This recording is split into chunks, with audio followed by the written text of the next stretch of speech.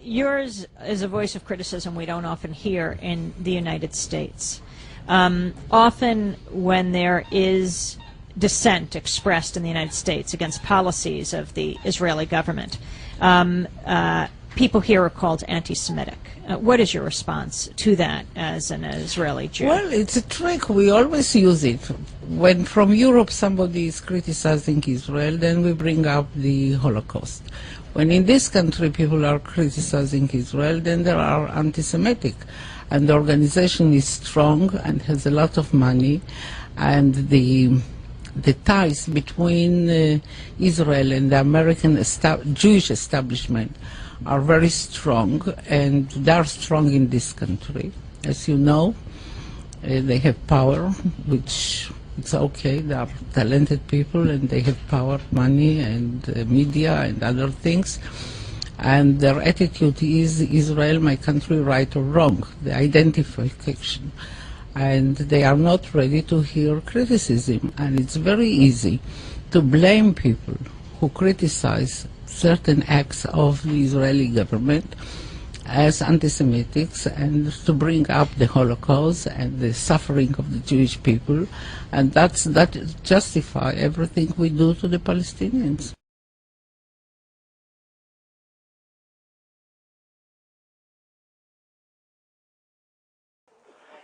About anti-Semitism, yes, anti-Semitism was one of the deep culture of Christianity, anti-Judaism. But it is the past. Christian people like you today love Jews. And I am very happy about it. And today, more and more, I am convinced that if in the past an anti-Semitic was a person that didn't like Jews, today an anti-Semitic is a person that the Jews don't like him. Thank you very much. The ultra-Orthodox have traditionally been included in the hard-right bloc, but for the most part they're not even Zionists. Most believe that the Jewish rule over biblical Israel can only be resurrected after the return of the Messiah, and so range from active anti-Zionism to accepting the state retrospectively.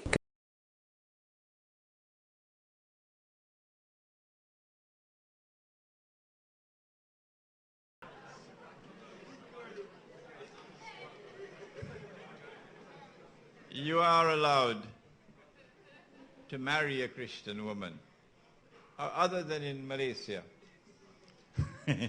Malaysian law doesn't allow it. But the Quran allows you to marry a Christian woman. And when you marry her, she can be your friend, you know. Yeah. But the verse of the Quran has been translated. Surah Al-Ma'idah. Ya ayyuhalladhina amanu, O you who have faith in Allah. La tattakhidhu al-yahuda wal-nasara awliya. Do not take the Jews and do not take the Christians as your friends and allies. So you're going to have to tell her. In Trinidad, you call your wife Dudu. So you're going to have to say, Dudu, you can be my wife, but you can't be my friend, you know.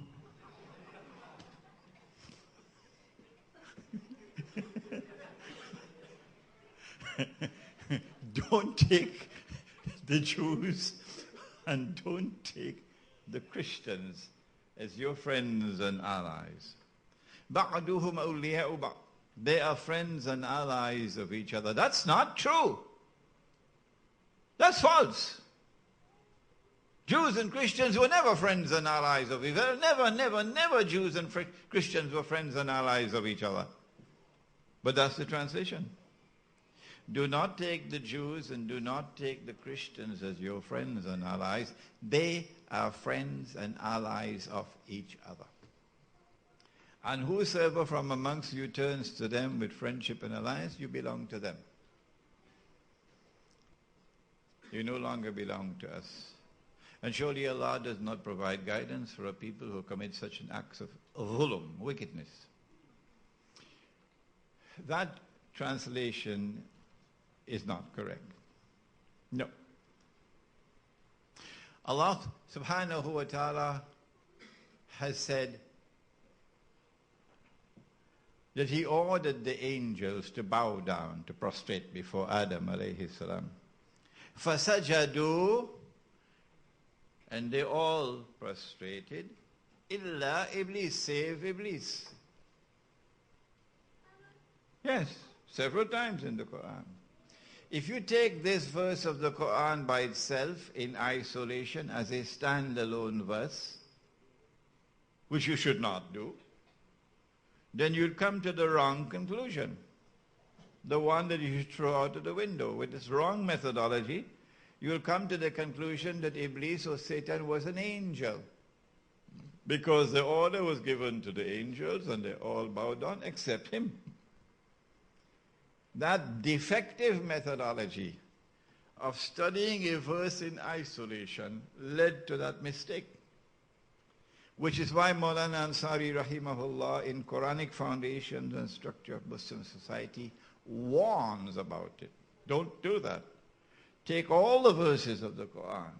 Try to find that which binds them together. Put all put the necklace together, all the diamonds, to get the system of meaning. And then you see that when you turn to the whole of the Quran, no. Not only was he not an angel, but he could not have been an angel. And then the Quran declares he was jinn. Similarly with this verse. If you take this verse in isolation, you'll never be able to get the true meaning. When you take the totality of the guidance, then you know Allah is not speaking of all Christians. No. And He is not speaking of all Jews. No. He is saying that there will come a time when there will be what I describe as a mysterious reconciliation between some Jews and some Christians. And a mysterious alliance will emerge. When that Jewish-Christian alliance emerges, do not take such Jews and such Christians as your friends and allies, who themselves are friends and allies of each other. This is the understanding of the verse that you will arrive at when you take the totality of the guidance.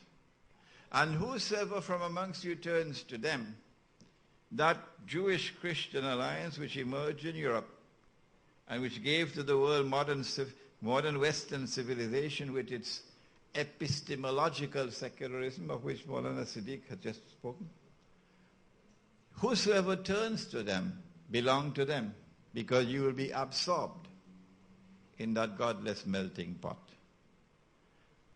And Allah will not provide guidance for a people who commit such acts of dhulm. So that's the way we respond to the last question. It's now